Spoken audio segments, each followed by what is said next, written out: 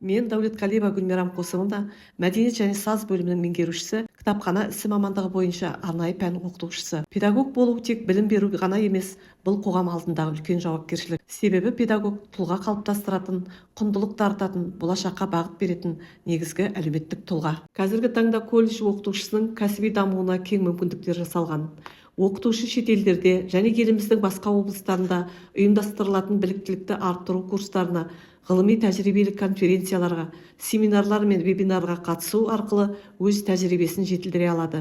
Өткен оқу жылдары Қостанай, Көкшетау, Семей облыстарында түрлі семинарлар мен WorldSkills чемпионаттарына қатысып, сонымен бірге Грузия мемлекетінде біліктілікті арттыру курстарына қатысып келдім.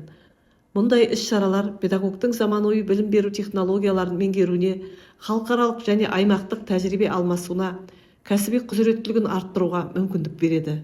Алушыларға кәсіби бағдар беру мақсатында колледж әлеуметтік серіктестермен тығыз байланыс орнатады. Өндірістік кәсіпорындар, мекемелер мен ұйымдармен бірлесіп, кездесулер, шеберлік сабақтары, экскурсиялар және өндірістік тәжірибелер ұйымдастырылады.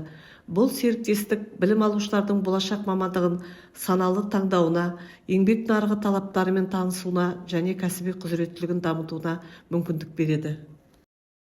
Құрметті студенттер, сіздер библиографиялық тізімді балаларға арнап, қызығушылығын арттыру үшін 3D форматта жасауларыңызға болады. Мысалға, алғашқы бетін құрастырушыдан, құрметті балалар, сендер жетілақпен қасқыр ертегісін оқып көрдіңіздер ме? Ендеше бұл кітапты сендерге оқуға кеңес беремін деген аннотация беруге болады. Сосын библиографиялық сипаттамасы беріледі. Сонымен бірге ол ертегінің жаңағы эпизодынан осындай көріністерін көрсетуге болады. Студенттер, оқытушылар, біздер Ақтөбе облысынан келіп тұрмыз. Бізде ендігі қазіргі мамандық мәдени қызметті ұйымдастыру озығы. Біздің сабағымыз енді көңілдірек болады. Жеңілдеу себебі мәдени орындарда қандай көпшілік шараларын өткізуге болады. Бізде Ақтөбе облысында қандай мәдени орындар бар, сонымен таныстырып өтеміз.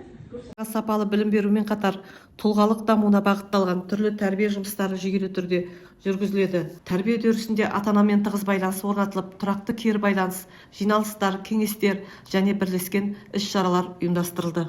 Оқытушы кәсіби қызметімен қатар жеке достарымен, қоғамдағы түрлі әлеуметтік топ өкілдерімен тығыз қарым-қатынас орнатады. Мен және қоғам ұғымы педагог үшін бөлінбес біртұтас түсінік. Менің кәсіби миссиям қоғамның дамуына өз үлесімді қосу, ал бұл миссия күнделікті адал еңбек пен нақты істермен жүзеге асады.